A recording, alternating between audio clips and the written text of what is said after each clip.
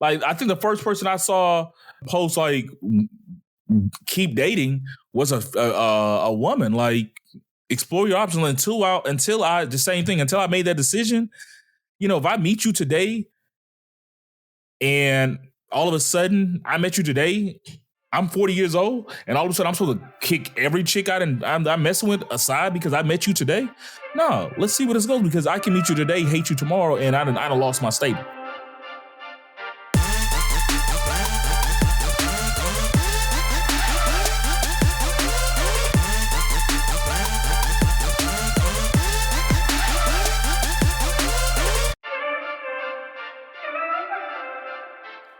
What up, what up, what up, what up? It's Three Brothers No Sense. I am Tavares Ferguson, a.k.a. Ferg. Join my co-host, Buff and Razi. Fellas, welcome back. Tell them what's on your mind. I just want to send a shout out to the nosy listeners. We appreciate y'all. Nah, for real, man. We're recording on a Tuesday, and the Capitol is Falling episode has only been out 2 days. And it's already about to catch last week's episode in number of listens. So I just appreciate people tuning in just to hear our point of view on it. It's a huge story that doesn't seem like it's going to go away for a long time. I remember when Kobe passed away last year, I thought it was going to be tough to top that. So I'm not going to say that this isn't going to be topped in 2021, but it's really hard to imagine right now, but we'll see. But I also wanted to talk about Ferg. Did you see Razi had called me a hotep a couple of weeks ago? I didn't see that. Yeah, when I gave my critique of Soul, which is a great movie, by the way. That's like, let me make that clear. Soul is a great, great movie. But I do have an issue with Disney sometimes when they have a black lead character in animation that they have to disappear for a length of the movie. So Princess and the Frog, she's a damn frog most of the movie. Soul is an hour and a half movie. 39 of those minutes, he's a little blue thing. So that was it. And he's still never really him until the end. Yeah, right. Because I gave them that because like he's a cat, but at least his black character, even though it's possessed by a white person, but at least he's on screen. So. Well, yeah. She wasn't a white person. It was a white voice, but like she explained, she can use his voice if she wants to. Then why did she choose to use a black voice, Razi? I don't know. She said it was annoying. She actually said, this voice is the most annoying voice I can think of, and I like that. Oh, that's funny. That's funny. I forgot that part. But no, Soul is a great, great movie. If you haven't watched, even if you don't have kids, you should watch it. It's a really good movie. Yeah. We had a debate about that a few weeks ago with one of our COVID couples, and they really enjoyed the movie, but they didn't think it was a good kids movie, and they didn't do justice to the point where there's something that your kids are going to watch consistently. They're not going to want to hold on to that character. There's not a memorable Moana or a Tiana or, all those, Disney princess type movies where you have this one iconic character where they want to be that person for Halloween.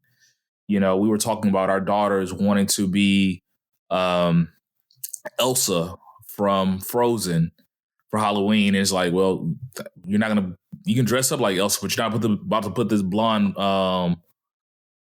ponytail in your hair. It's like they had an opportunity to do something like that and they never make it quite, or there's not enough representation. And that was a whole nother conversation because I think my take on it was similar to my take before. I think Byron kind of persuaded me when I was talking about why would the Republican Party change. Similar suggestion or thought process, like why go full-fledged black movie like that? Because they want to say like do a black version of Frozen, and then that was a whole nother rabbit hole. So you want this black chick in the frozen tundra type thing, and then that was a whole nother conversation. But were y'all high? I feel like y'all were high. No. Having this conversation. No. Why would you think we were high? We are upstanding parents. It sounds like a high conversation. No. I'm not saying. No, because it really came from, they asked, have we watched it? And we're like, no, we plan on watching it. And they were just like, I liked it. Their daughter wasn't as into it as they would want her to be, but she'll watch Frozen and all this. And it's like, you had this opportunity to make was Soul that though? Like, was Soul marketed towards them, or was it marketed for a family movie that everybody could watch? But I felt like it was more directed towards older kids, you know, that probably aren't going to dress up, but are like, yeah, I'll throw Soul on. Because like my kids have watched it a couple times already. They like it. My biggest critique of it is how it kind of treated the beyond. You know, the religious aspect of it was kind of, it was really lacking. They tried to make it very open-ended. And for your religious people, that's going to be an issue. You know, heaven looked like a bug zapper type thing. So that was kind of the critique I've heard from kind of the hyper-religious folks. Well, I'm not here to... Oh, what? Obviously, I'm not going to sit there and debate you about Soul. That could be a whole nother episode. I know it could. For me, man, it's just talking about animation going to live action. I don't know if you guys have seen Lupin on Netflix. It is hot. Like it's awesome. If you like murder mystery, like Ocean's 13, you know, kind of the heist movie type thing. That's what it's about. So Lupin, I can't remember the last name, but he's a famous French cat burglar. And so what they do is they have kind of a fresh take on it, a new take on the famous cat burglar thing, but it's a black lead in it. He's the first French series black lead. It is in French. They have an English dub on top of it.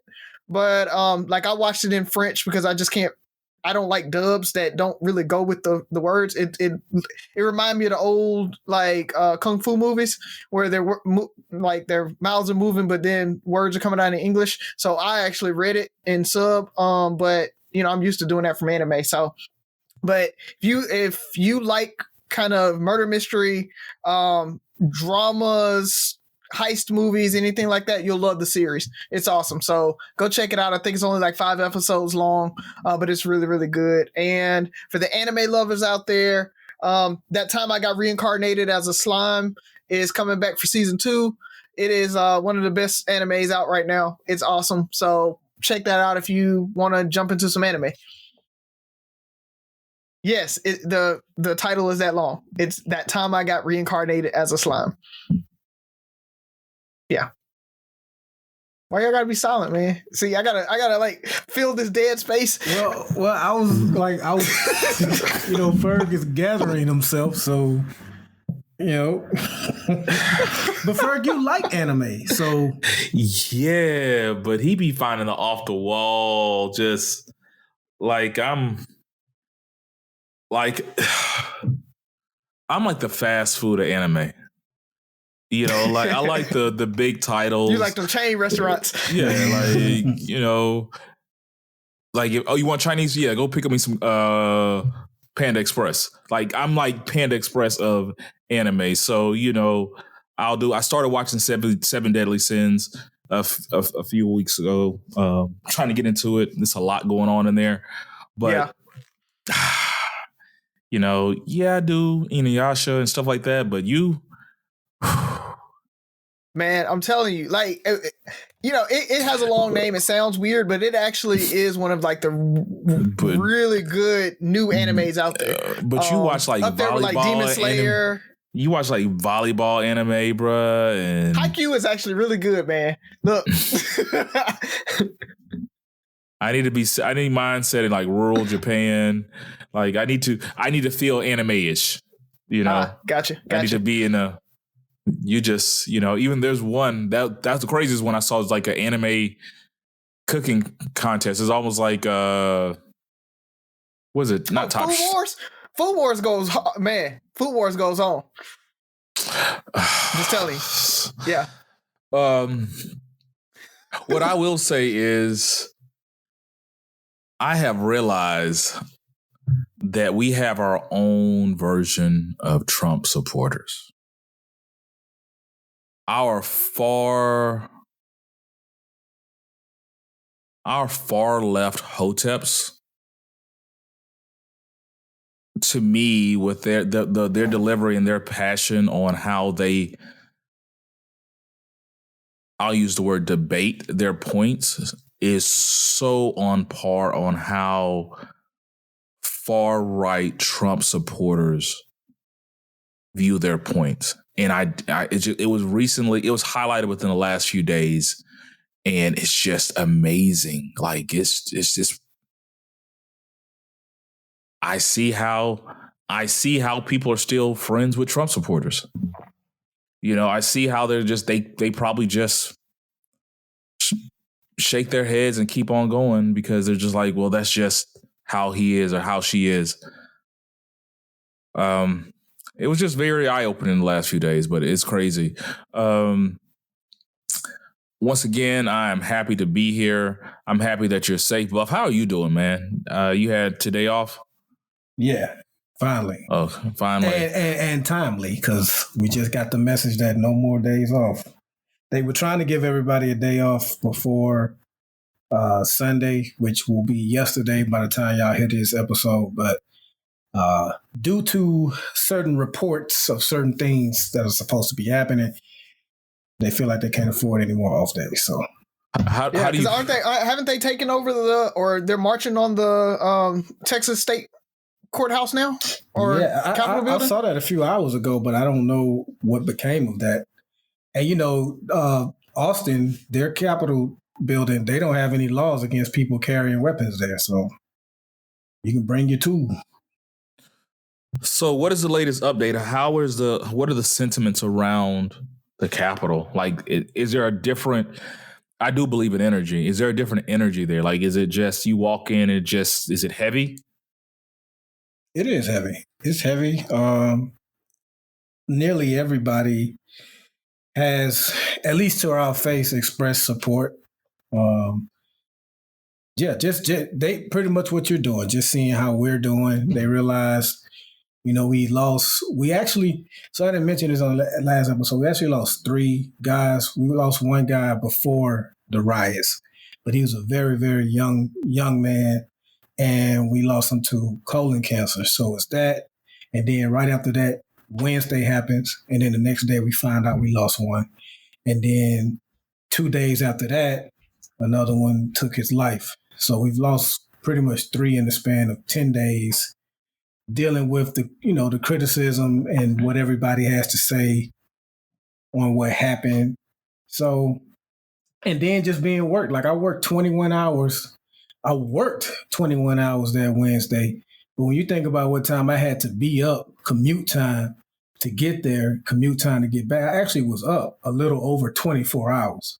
So we just, we're pushing through, man. We're staying strong, but we're definitely, I would say the good thing is, from what I see, we're more united than ever before.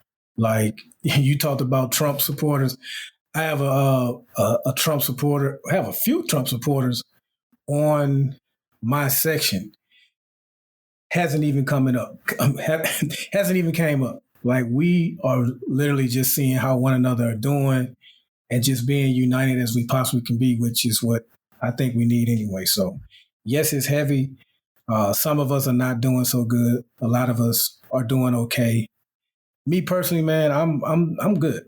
I'm good. I just want to get through this week and next week and hopefully get to some normalcy. And that's my biggest fear. Like, out of the group, I think I'm the biggest. I don't trust these new ninjas over there. And I still have and I've been talking about it for a while, I have a feeling that we still haven't seen the worst of it.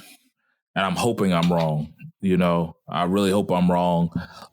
Either way, I'm assuming we're more prepared and we're taking all threats more seriously at this point. And I pray for you, your squad, your team. And is there anything we can do? Just let us know. Let's jump into it. Razi, is my youngin over there? She already asleep?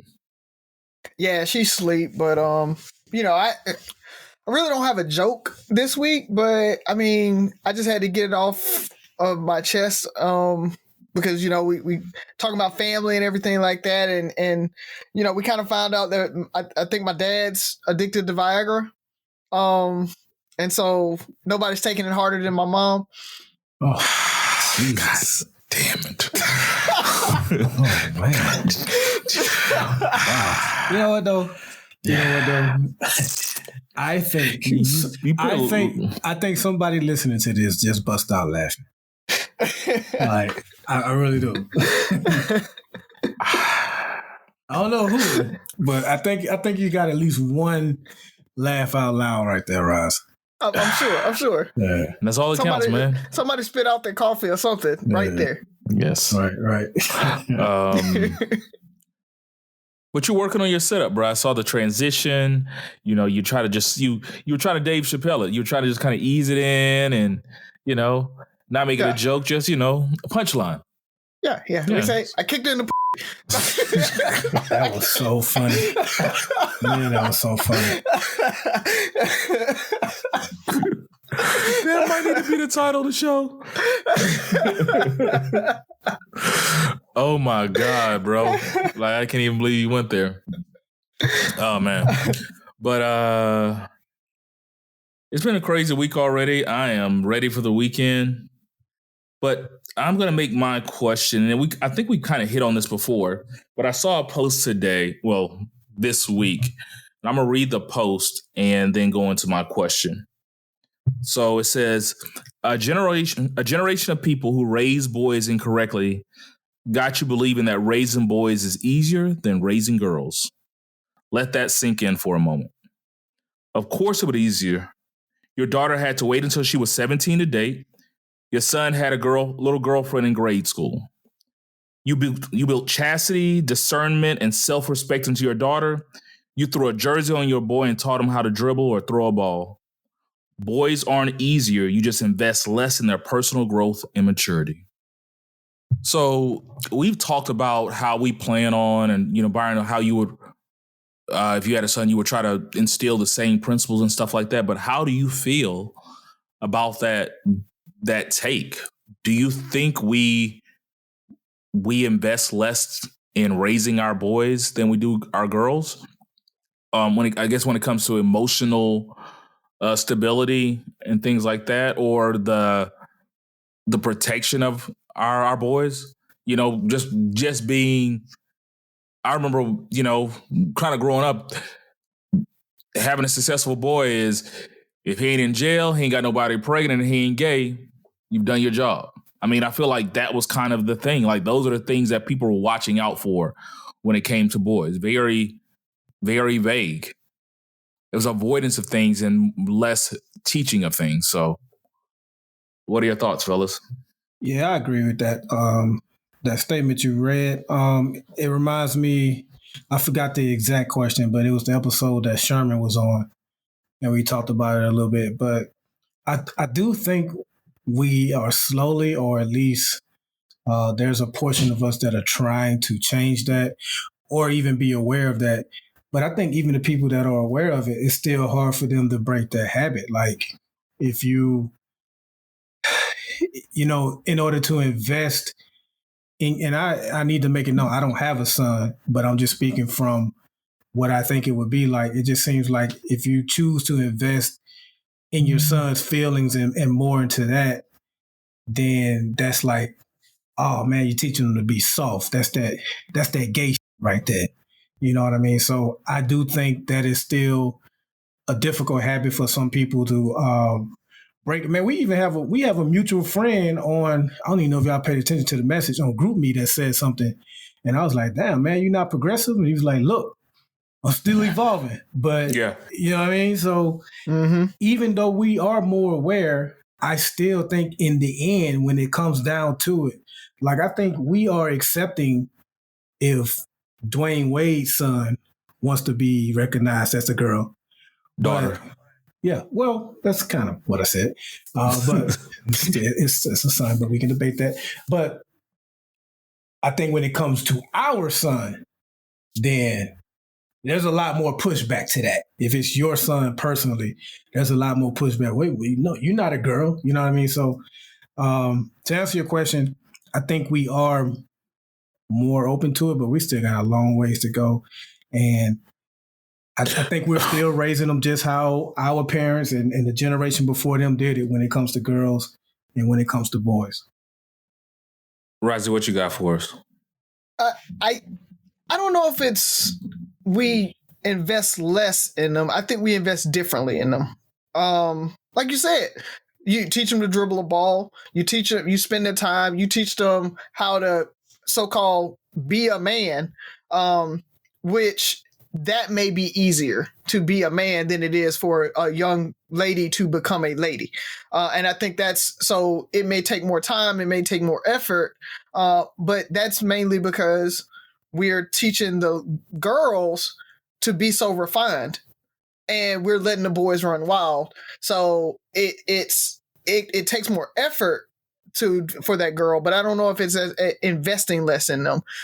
I agree 100% with you, Byron, that we're still progressing on the teaching boys emotional intelligence, on teaching them how to, explain their emotions and get it out and be willing to cry in front of somebody or something like that. We are still evolving on that. And I even find myself with Oliver sometimes just like, man up. I want to just be like, man up, but then I have to like take a step back and be like, no, he's 6.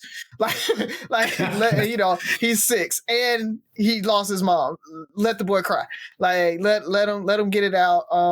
Not even if it's not about that. Like sometimes he just gets clingy and you just got to let him be clingy. And so, I'm trying to kind of work my way through that and try to be progressive, but it's hard. It is. It's really hard not to kind of raise him like we were raised and show him how to become the man that I am. Where, we keep talking about generational, I want him to be better than me. So I'm probably out of us 3, the most progressive. And then when you look at that, I want Oliver to be even more progressive than me. I want him to be more emotionally intelligent. I want him to be able to talk about his emotions and everything. But it's still a lot of work. I'll tell you 100%. It's a lot of work to put in the boys, even if you're raising them like the traditional male, because they're different. They want different things. They act differently. And so to try to raise them equally, you have to give difference of like attention to them. Like some things I can tell Sophie one time and I don't have to mess with it and say it ever again with her. Whereas Oliver, I got to beat it into his head and say it over and over and over again. So yeah, you make up for the time that you have to spend for the weaknesses. So it really, I don't think it's a boy-girl thing. I really think it's just each individual child, and you fill it in the gaps of where you need them to be. And just society has told us that we don't have to get our boys to the level that we have to get our girls to, unfortunately. So, but I don't want to put it on the parents like they're investing less in it.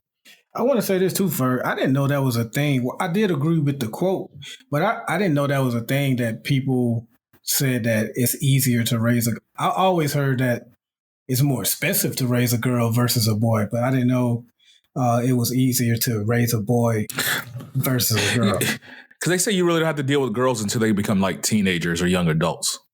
Like when they get to that dating age and stuff like that. Like Sky is, people joke with us all the time, like, y'all have it so easy with Sky. She's, Sky got potty trained in a weekend.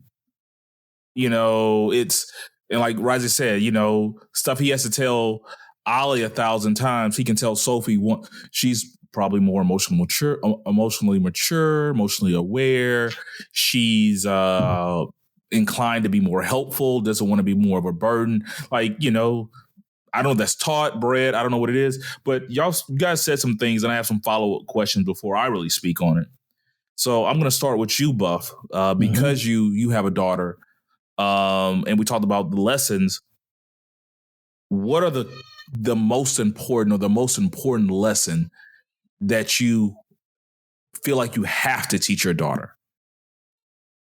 And then I guess, how would that apply to a son? And so same question to you, Razi, once you finish. I think my lesson probably would be the same if I had a son. And that is, nobody gives a and that's a lesson that I do my best to try to teach her. No one cares. Nobody cares that you don't know how to do this or do that, or you can't do this and do that. And I'm not talking about like family and stuff. I'm just saying, like, when you get out there in the real world and things, you really need to be prepared. And I just want her to know that, my daughter, I think she's slowly growing out of it, but she just had this outlook on the world that everyone is nice and everybody has great intentions and things like that. No, people will lie. People will try to get over. People will take advantage of you. People will not give a f. And that is the lesson that I try to teach her. Now, how I try to teach her is just that, you need to make sure you're doing the very best that you can in school, because the older you get in your grades, like right now, in her younger grades, she would have teachers that if she did bad on the test, they would let her redo it because, a lot of the class got it wrong or whatever. Or because she's such a quiet and sweet girl, I'll give her another chance. But as you get older, you should have been paying attention in class. Sorry. So I just want her to know that the world can be cruel. I mean, I don't want to paint a complete bad picture of it, but I definitely want her to be prepared for it and not caught off guard. And that deals with some of the race conversations we talk about, some of the sexism conversations that we will have going forward. And I just want her to be prepared as possible. And I just feel like if I had a son, I would be the same way. That's like the most important thing. Like, be able to take care of yourself and do as much as possible for yourself. Everybody needs help in some areas, but for the most part, be able to do it on your own, because you can't expect people to care enough to want to help you just because. I really like that answer. Razi, before you go, like I said, because you guys were talking, and it just meant my mind started just spinning with questions. I have another, because I don't want to ask you the same question because we'd be here all day, but I can just leave this topic be and go on and answer it myself. Or do you guys want to kind of keep going? No, it's fine. I want to answer that what I want to teach the kids. Okay. So I want to teach them, if you want it, you got to take it. If you want it, you got to make it happen. Nobody's going to give it to you. You can use your network all you want, but if you don't initiate your network, if you don't reach out to people, if you don't talk, if you don't make it happen, it's not going to happen. It's not going to just fall in your lap. That's the biggest one. I'm dealing with a 19-year-old with Haley right now, and just getting her to be like, hey, you're about to finish your sophomore year. You need to be looking at internships. And I'm like, you got to do that. And then she's like, oh, well, can you call this person or whatever? I'm like, you know them. It's not like it's a cold call and you need a warm handoff. You contact them. It's like, you got to do it. You got to reach out. You got to shoot that email. You got to make that call. And with Sophie and Ollie, it's the same thing. So Sophie's like, can you tell my teacher? Or can you? I'm like, why don't you tell her? You see her 5 times a day. Why don't you tell her? Why I got to email her, or I got to come up there and tell her? Like, you tell her. So, stuff like that. It's just getting them to be like, you want it, take it. And it's starting to get through, especially like Oliver. He has this like Christmas money, his birthday money or whatever. He came in here and he was like, hey, I want some of these Robux. And I was like, nah, player, I ain't buying no Robux. He was like, came in with his $5, like, dropped it on the table. Was like, boom, I need some Robux. He's like, here go the $5. Go ahead and run me my money on my Roblox. Also, hot take, internships are racist. Keep going. They are. Especially unpaid. Yeah. Unpaid internships are racist. Yes, exactly. Yeah, those. And my bad. I'm going to try to make these quick, because here's the follow-up. Razi, I kind of got it from what you were saying. does it just take less to be a man? Or are our expectations just lowered for our boys to become men? Because you kind of said that, it's not that we're investing less. It's like, it's almost like we get them to a certain point and we're good, but there's so many things that we feel like we have to teach and watch out for our girls. So I do think that it's the expectation is less to be a man. I think it's a lot of weight with what the expectation is, but when you talk about the checklist, it's a shorter checklist.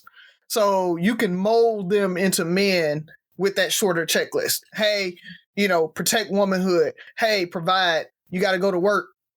That's about it. We never said you got to be faithful to your lady. Never said you got to, be emotionally there for your lady. You just got to protect her, make sure she don't get beat up and pay some bills. And you good as a guy. Like, that's what society has basically told us. What about you, Buff? I'm going to agree. Like, definitely. So when you peel back the layers on how we should be raising boys to become men, then I think it's just as difficult to raise them. But the way Razi was talking and how men have been raised in the past, yeah, it's easier. Like you say, be tough. Pretty much what we tell boys is be tough. Don't be crying about little shit. And like he said, protect your family. That's it. Just be tough. Man, like you get a sad moment, man, you need to man up. I hear them crying shit. You know what I mean? So, yeah. Well, I'm going to try to answer, because I have another question, but I'm going to answer that question and spin off of that. And I think part of it was the problem is a lot of times because it wasn't shown to us, we're uncomfortable or unknowledgeable of how to show our boys anything different. Like the sensitive father, the sensitive person I want my son to be, our emotional maturity I want my son to have. I didn't grow up around that. I didn't grow up around being open or having the ability to cry and stuff like that. So I think what you were saying that, Byron, like, yeah, we want to teach them, but a lot of times it's just not, oh, that was an issue, Razi. It's not built into us. Like it's abnormal for us to say, because it goes against everything we've been taught for the most part. It's, you want to tell him a man up. My son is 1.5 years. Like, I have to be cautious of telling him to, tighten up and stuff like that, because he'll go do wrong things. First of all, he's a kid, a baby, it's not even that he's a boy. He's just a baby. He's like, he is still learning right from wrong. But I'm still, my expectations and things I'm going to train him and teach him and help him build. Because the way I've disciplined my daughter, and I'm just being transparent, the way I had to discipline my daughter and the way I discipline my son is completely different. Am I proud of it? No, because I want to show that equality, and it might be what you were saying earlier, Razi, because of the individual child, not necessarily because he's a boy, the individual child responds differently. Like my daughter, if you show the least bit of disappointment in her, it spoils her day. My son could give two and Sky was like that when she was little. Like TJ, he'll cry for a sec, everybody's good, he's back at it.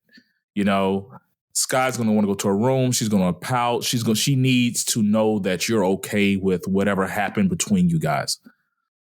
And I struggle with that because I grew up for the most part in a house full of boys.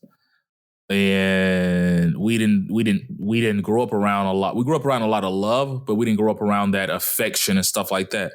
My stepdad, who helped raise me, he often tells stories of how people thought he was so tough on me because it's like I'm preparing Tavares, this young man, for the future. And I think I will say, I think they both instilled a lot in me. But like you said, it was different things. It was to be tough, to go after what you want, to be the best and stuff like that. But a lot of times we're scared to teach our girls the same things we teach our boys. Because we talked about that. Like, we'll teach our boys to be more sensitive, but we don't want to teach our girls to be more stern. We don't want to teach them those things, like, because, everything we said we want our boys need to be a little more emotional. We don't want our girls to be as strict and stern and stuff like that. So I agree with most, pretty much everything you guys said. I think it was a really good question, and it really made me think more and more. I didn't think I was going to go that deep, but when you guys started talking, it had my wheels spinning. So, who's up next? Cool. Buff, you didn't get one last week, so you want to go next? Yeah, I can take this one.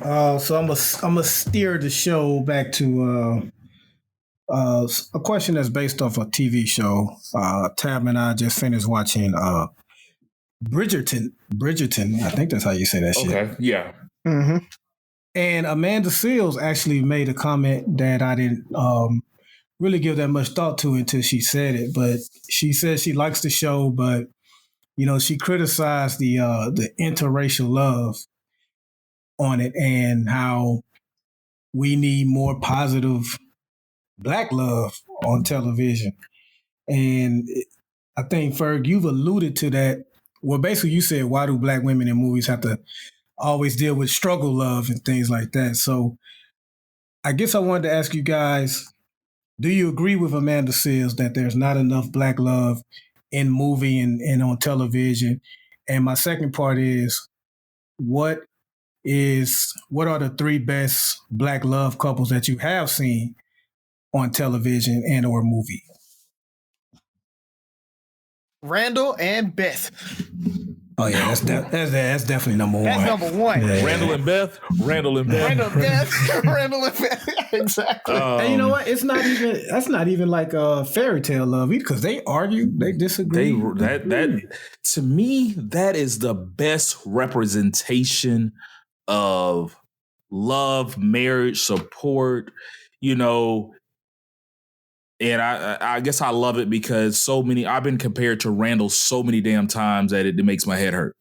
But to have that strength that Beth has, like she is what I feel like Black women strive to be with that strength. When we say, they need to be more docile, like she is strong. There's nothing negative you can say about her strength, but yet and still she knows how to balance it with humility, support, submission, but it doesn't change. You don't lose any respect for her. She has that strength and she chooses. Like you can see in her face, like, you know what?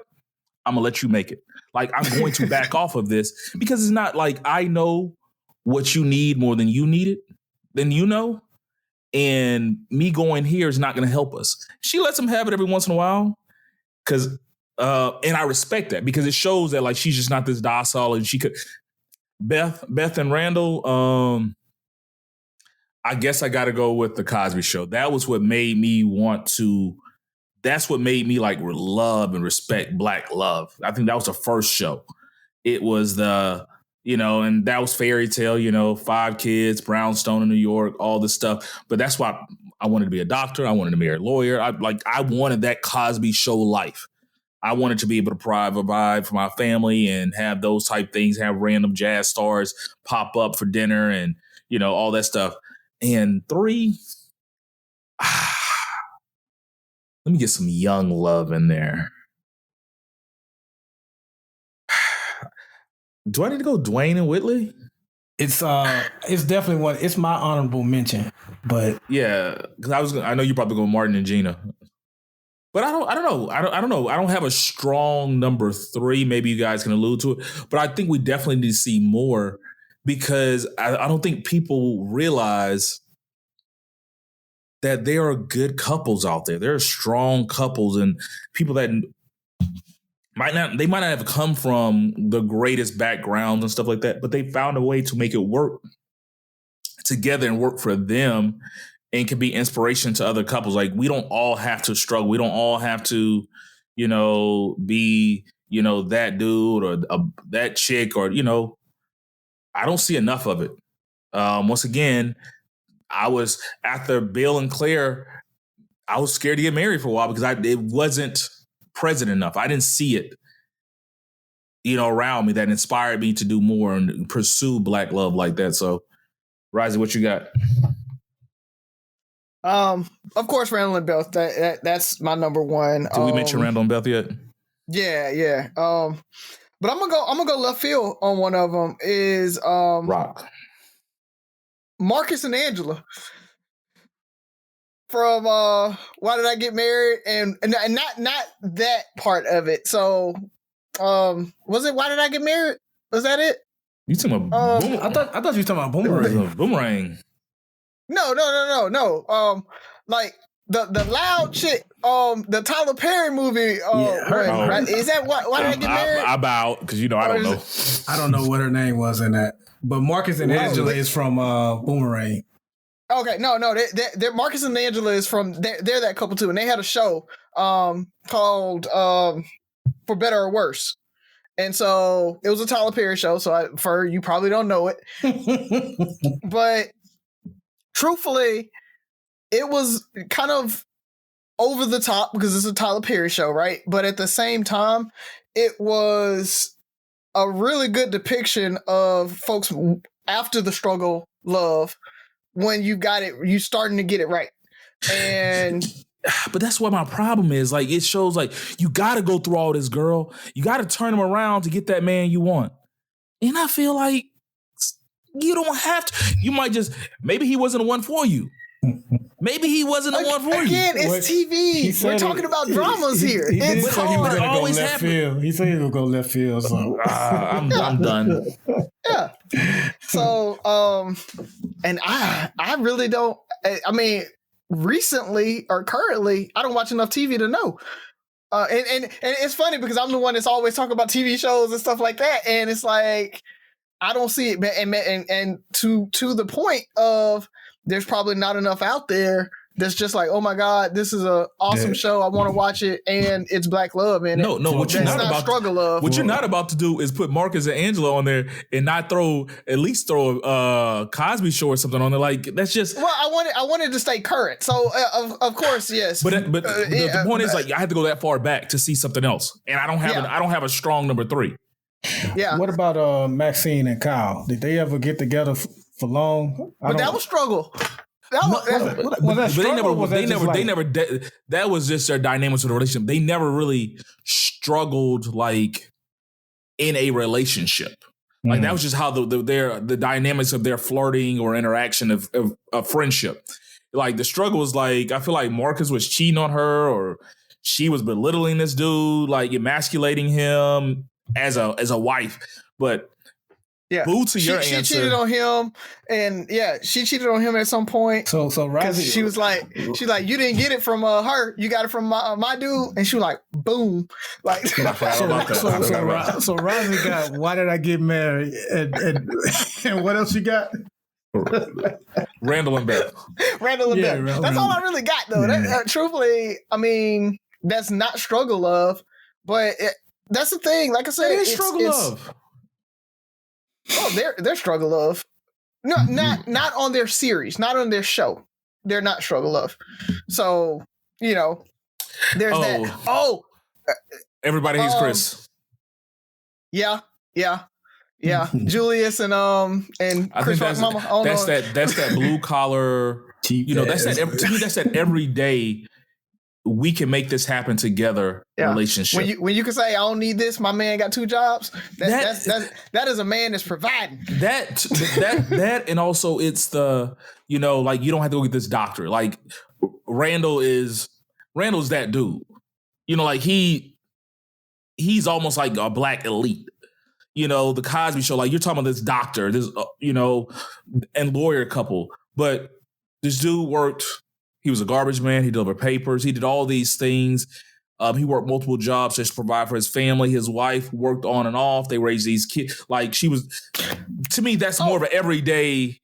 Going back to the elite part of it, Rainbow and Dre from Blackish. Okay. See, y'all talking too much now, because that was my number 2. Yeah. Okay. So that's gonna be my 3rd. Rainbow and Dre is my third. Yeah. All right, so then we basically almost got the same list, because I definitely got Randall and Beth. Oh, and first off, yes, we do need more black. The fact that we have to think so hard on it, because there have been black sitcoms, like D.L. Hughley had one, Damon Wayans had one, LL had one, but I don't like, those shows were not classic enough for me to, like, I can't even name the female character's name on those shows. But I'm gonna go with Randall and Beth. Andre and Rainbow. And I'm gonna go with Cliff and Claire. And I go hard in the paint on Bill Cosby, the real, Bill Cosby and what he did. But his character on the Cosby Show is pretty much the first family of black couples and black love. So you can't deny them. The honorable mentions I would go with are like, I would do Whitney and Wayne, but the majority of that series was spent with them dating. Yeah, dating or trying to get together and breaking up and all that stuff. By the time they got married, they were struggle love. Yeah, by the time they got married, it lasted like one season after that, whatever. Yeah. So, and with Martin and Gina, I like Martin and Gina. I hate the colorism of the show. Now I'm not going back and like re-criticize. I love Martin. If it's on, I'm gonna watch it every time. But I can't deny the colorism on it because only in a sitcom where they just want the light-skinned woman to look better can we even fake believe like Gina was better looking than Pam. Like that's ridiculous. That's crazy. So it had a little bit of colorism in it. And then Prince Akeem on Coming to America and old girl, like she left the Soul Glow dude, you know what I'm saying? He had his own business or whatever, and she went with the janitor. She thought he was a janitor, and she was ready to love that man. And come to find out, the boy got his own money. So, and apparently he got a baby in New York. Oh, yeah. That's Simi, baby. We don't know. I'm telling you, that's Simi, baby. We don't know that yet. Simi done told somebody that he was the king. And so that's why they like he's a prince and his daddy was a king or whatever. I'm telling you, that's what it is. That's Simi, baby. Yeah. So that's a good one. I would have never thought of that. That's what I think. Man. To me, they were dating, but I guess that's kind of the rom-com thing we were talking about, because usually it talks the romantic comedies, it goes to the dating phase. So maybe I don't give enough credit to the dating phase, and that's the reason I was talking about that. Like even with not Martin, Dwayne and Whitley, I wouldn't even call that struggle. I just feel like that was the dating phase. Like they never like disrespected each other. It was just trying to find a way to date.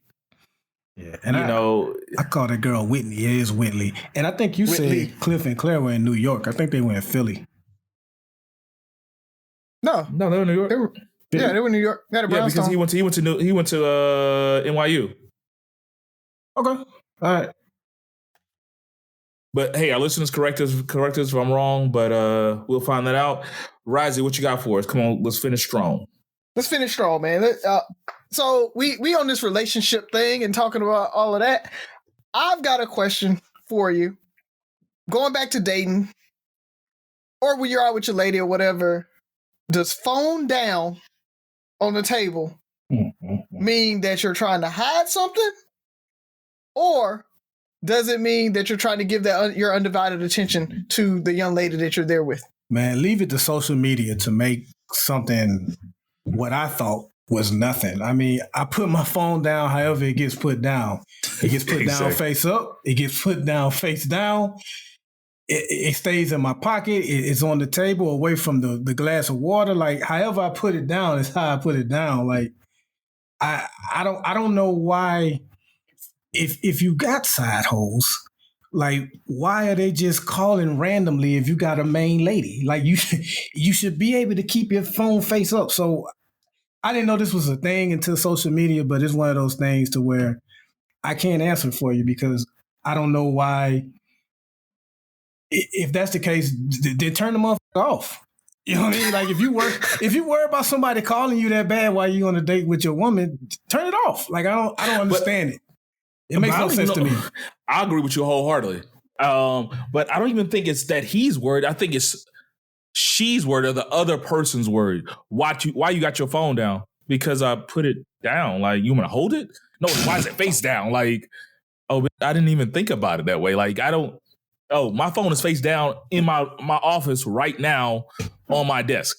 I don't think about that type stuff, For one, I've been out the game for 12 years, so it really don't matter. But what I'm saying is, like you said, people can read too much into it. Now, there are people that they're going to do those things. There's reasons to believe that they're cheating or their phone is face down because they don't want you seeing. But man, if that's the case, you got bigger problems.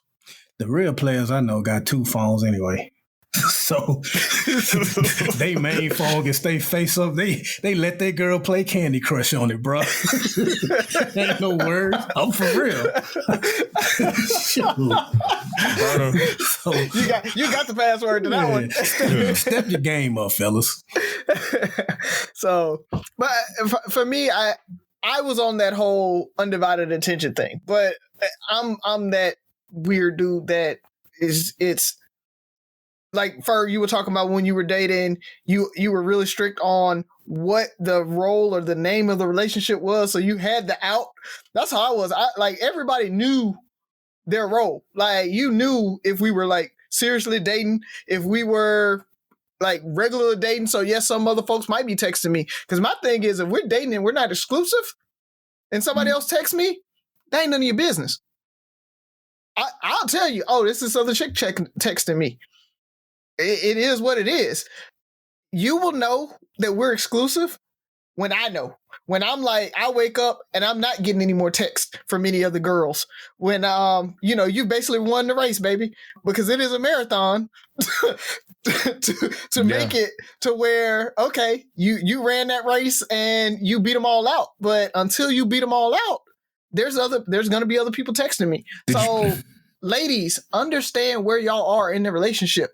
People, it's just not a lady thing. I was about to say, because a lot of these ladies are very progressive, and they got niggas out here they got to start. They got to start lining up too. You thought you were the only one? Like I think the first person I saw post like keep dating was a woman. Like explore your options until I made that decision. If I meet you today, and all of a sudden, I met you today, I'm 40 years old, and all of a sudden I'm supposed to kick every chick out and I'm messing with aside because I met you today? No, let's see where this goes, because I can meet you today, hate you tomorrow, and I done lost my stable. Mm-hmm. So women are way more progressive, but I think you have to know what you want and have those conversations up front. And then also check, why do you want what you want? Like we met today and all of a sudden you think we should be exclusive. Why? Because somebody told you we should be exclusive? We on our first date. And I can't have nobody else text me. Now, fellas, if you want to know where you stand with a chick that you dating, call her phone while y'all out together and see what you saved as. Because women have some funny names saved. We got mutual female friends and we've seen their phones like they have somebody say this, don't answer. His worse ass. Shrimp dick. Shrimp dick. Damn, ladies, y'all. Big money, you know what I'm saying? So call her phone to see what you saved as. What if you have nothing? If you say it as the splash emoji, then you might be the one, bro. Big pokey. What if you're just Byron? Oh, the worst, you ain't even saved. Like your number ain't saved yet. Oh, oh my bad. That's right there. I got a new phone. Whole boyfriend and his number ain't saved on the phone. I'm like, hold on, Haley. The ladies want us to shut the hell up right now. Oh, bro, this is how old I am. So I wasn't big on the names. I just had ringtones. Like I had you categorized. So if I hear it, I already like, oh, you're in this group. You're in this group. Like I don't even have to answer that. You know, it's before 10 o'clock. Why are you calling me anyway? Like, why am I hearing this ringtone at 8:30? Makes no sense. You're out of line, lady. That was way back when. But But no, man, I think there's too many dating rules now. I think that's the main thing. There's dating rules and things that aren't even like, you might even know that it's a thing. The closest thing I can compare it to is I keep seeing these ladies talking about the what you doing text. I'm like, I didn't know that was a bad thing. Yeah, like how else should I start a random text conversation other than, hey, are you available? Greetings, beautiful queen. Greetings, beautiful queen. I just wanted to ponder on what you were doing today and what your plans were today and how you're feeling, what aura you possess. Like, I don't. So I think the main complaint is that what that is, they text that and they respond, then they don't hear from them for like 5 hours, and they just text it again. Like that's the only thing they're saying. But I think that's the only issue. a lot of women have with it. Okay, I didn't know. I thought they were saying that guys just didn't know how to enter a conversation, but I feel like, ladies, let us know, because how do you, like, if you were texting your girlfriend, how do you respond to your homegirl? Like, if you're sitting at the nail salon or getting your eyelashes done. I tell you, they better be choosing wisely, because a WYD text could mean a lot. Like, he may be trying to see if your day is free and he got plans, and you mess around and ignore the wrong one, then you're going to be sitting around wondering why ain't no more good men out there. And why is dating so hard? Yeah, they out there doing it. Yeah, I saw a post that asked that. Dating is not hard. I mean, it's not that hard at all. No. We're gonna get some flack on this, because y'all married, y'all been out the game too long. Y'all know how it is out here. It's about to come. It's coming, fellas. Prepare. Buckle up. Ain't nothing new in the game, though. Mm-hmm.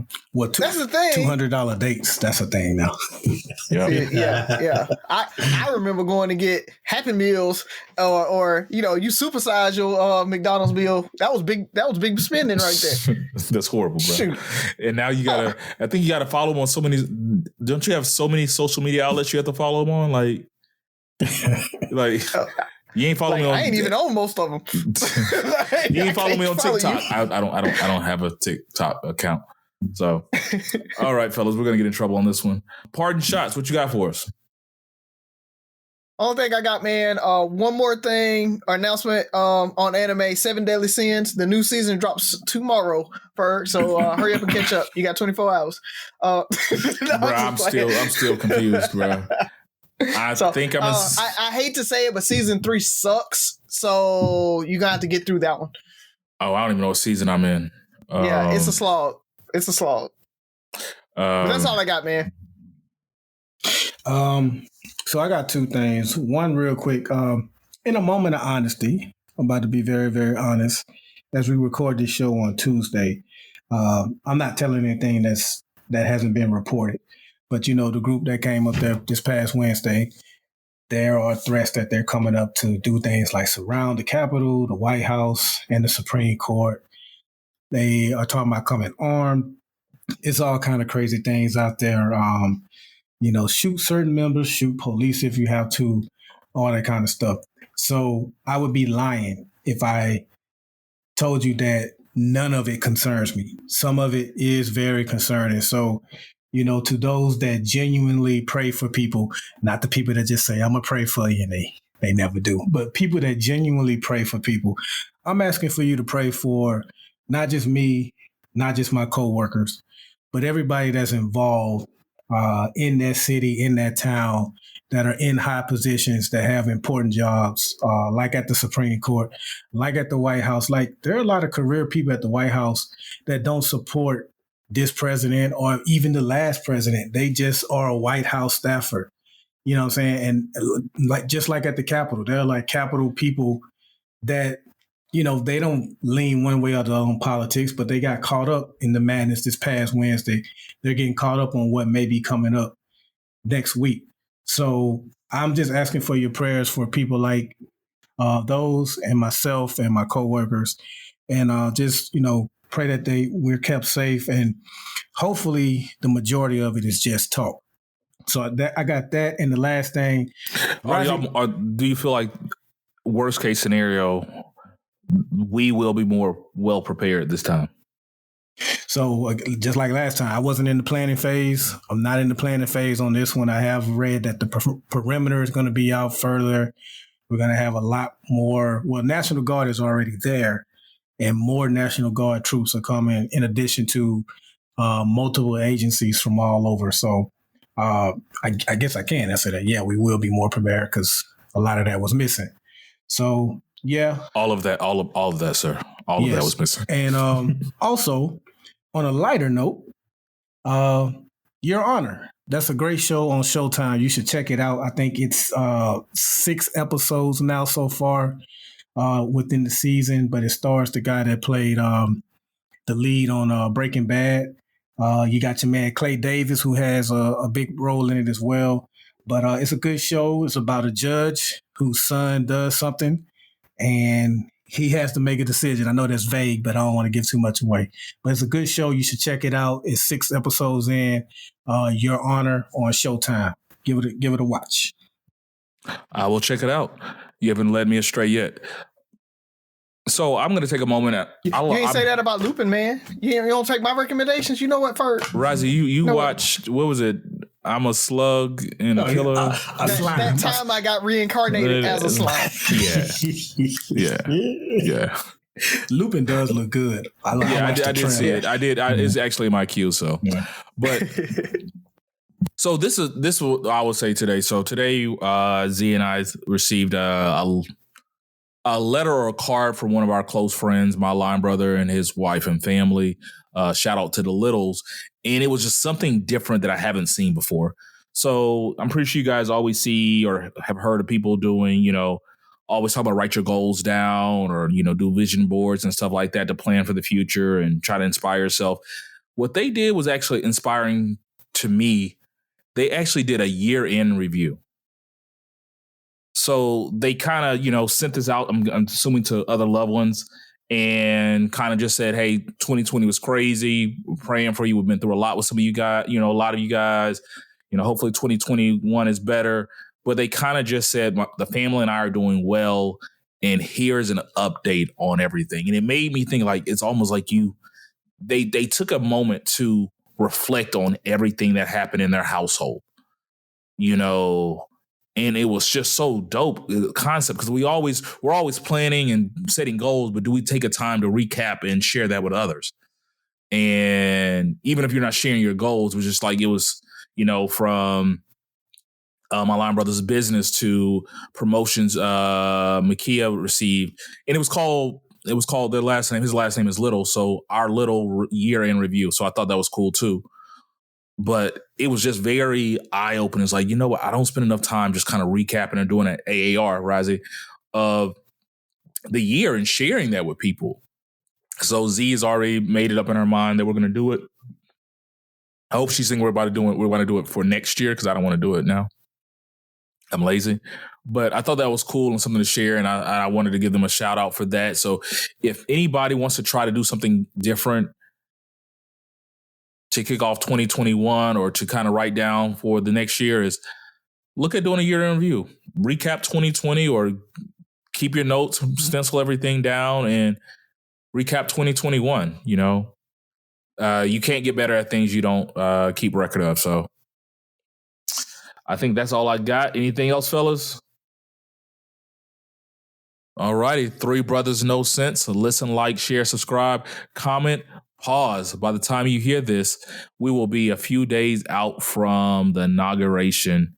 We will have the President-elect Byron and Vice President-elect Kamala Harris will be getting ready to take office. I just urge everybody to pray for their safety. Like Byron said, there's a lot of reports out there of danger. So hopefully our leaders are protected. And by the time you hear this, the country still be in good state. 3 Brothers No Sense. Listen, like, share, subscribe, comment, and most importantly, listen again. Talk to you next week.